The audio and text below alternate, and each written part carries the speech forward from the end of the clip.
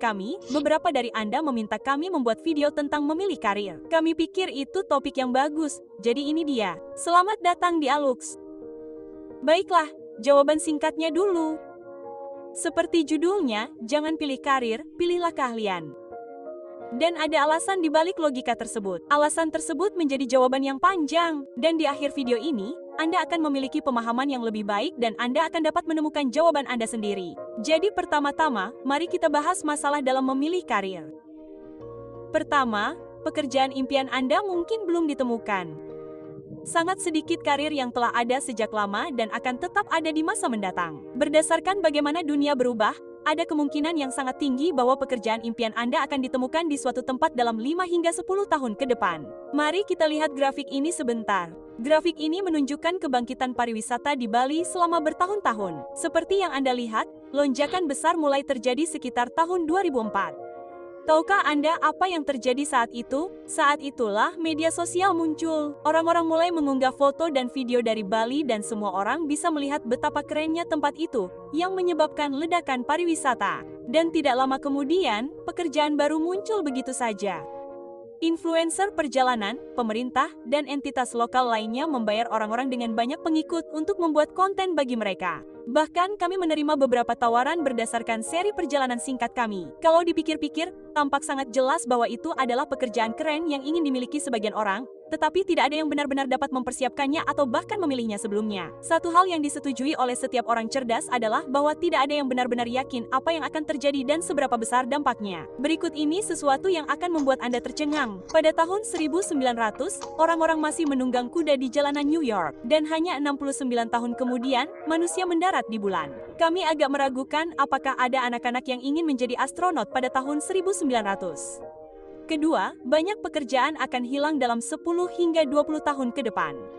Sama seperti munculnya karir baru, lebih banyak lagi yang akan menjadi usang. Hanya ada sedikit pekerjaan yang selalu ada di luar sana dan sebagian besarnya terkait dengan dasar-dasar kehidupan, makanan, kesehatan, dan perlindungan. Pekerjaan lainnya rentan terhadap otomatisasi yang merupakan hal yang baik. Naval Rafian mengatakan sesuatu yang sangat menarik tentang topik ini. Robot akan melakukan segalanya mulai dari membersihkan toilet hingga memasak makanan, menerbangkan pesawat, hingga mengemudikan Uber. Dan apa yang akan kita lakukan? Kita akan melakukan semua pekerjaan kreatif untuk menghibur satu sama lain dan meneliti sains dan teknologi. Dan kami setuju akan hal itu. Dalam dunia yang sepenuhnya otomatis di mana robot mengambil alih segalanya, yang tersisa hanyalah bersenang-senang dan membangun robot yang lebih baik.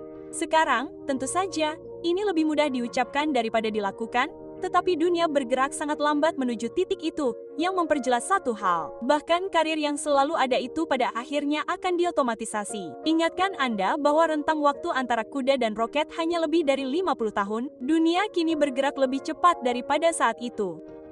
Laju kemajuan teknologi meningkat secara eksponensial. Dunia tampak bergerak lebih cepat karena memang begitu kenyataannya. Pada saat yang sama, banyak karir yang diciptakan kembali. Mari kita lihat petani tua yang baik hati. Memang tidak banyak, tetapi ini pekerjaan yang jujur. Namun, sekarang terlihat lebih seperti ini. Oke, kami bukan ahli dalam pertanian vertikal, tetapi katakanlah Anda memiliki salah satunya. Apakah Anda seorang petani atau insinyur? Karir mana yang Anda pilih? Suka nonton drama pendek tapi nggak mau bayar? Di Pain Drama, semuanya gratis. Episode lengkap tanpa keluar biaya. Lebih dari... Apakah Anda seorang petani atau insinyur? Karir mana yang Anda pilih? Ketiga, tempat kerja sedang mengalami perubahan besar. Dalam setahun terakhir, 47 juta pekerja AS memutuskan untuk berhenti. Bayangkan seluruh negara Spanyol berhenti dari pekerjaan mereka. Terjadi perubahan besar dalam angkatan kerja dan gelombang baru akan datang. Seperti apa gelombang itu nantinya? Minggu kerja 4 hari, jenis pekerjaan yang berbeda, siapa yang tahu? Kita harus menjalani dan melihatnya. Berikut cerita lucunya. Goldman Sachs, bank investasi multinasional, menuntut semua karyawan untuk kembali ke kantor. Ya, coba tebak berapa banyak yang datang. Jika Anda ingin mendalami kisah pengunduran diri besar-besaran itu, Anda akan menemukan bahwa di antara mereka yang mengundurkan diri dari pekerjaan, ada banyak yang juga mengubah karir sepenuhnya. Menghabiskan lebih banyak waktu di rumah membuat mereka menyadari bahwa karir yang telah mereka tekuni dengan susah payah ternyata tidak benar-benar memberi mereka kepuasan apapun yang mereka harapkan. Menurut Harvard Business Review, beberapa perusahaan menanggapi hal ini dengan meningkatkan kualitas pekerjaan dengan gaji dan tunjangan yang lebih baik. McDonald's, misalnya, mengakhiri tahun 2021 dengan jumlah karyawan yang lebih banyak daripada saat memulai. Sekarang, Anda mungkin tidak berusaha keras untuk mendapatkan pekerjaan di McDonald's, tetapi yang dapat Anda pelajari dari ini adalah bahwa kejadian terkini memaksa perusahaan untuk memikirkan kembali tawaran pekerjaan mereka. Dan kita belum melihat dampak penuhnya pada pasar tenaga kerja, yang membuat pemilihan karir sekarang menjadi semakin tidak jelas. Keempat, orang memandang karir seperti tato di dahi mereka. Bisakah Anda memilih hal yang salah saat pertama kali melakukannya? Kemungkinan besar. Orang-orang mengalami kesulitan dalam memilih karir karena mereka merasa akan menjalaninya seumur hidup. Dengan tekanan sebesar itu, proses memilih hal yang tepat menjadi sangat berat. Tetapi itu hanyalah tekanan palsu dan berganti karir di kemudian hari sebenarnya tidak sesulit itu. Itu juga tidak membuat Anda menjadi penipu karena memilih hal yang salah sejak awal. Semua tekanan sosial mengenai hal ini sepenuhnya palsu. Sejujurnya, dibutuhkan keberanian, sebuah kata yang sudah jarang Anda dengar akhir-akhir ini. Jika Anda kesulitan memilih karir saat ini, itu karena Anda belum menemukan apa arti hidup ini. Dan kabar baiknya adalah Anda tidak akan pernah benar-benar kesulitan, yang merupakan berkah tersembunyi. Yang membawa kita ke poin berikutnya. Memilih keahlian.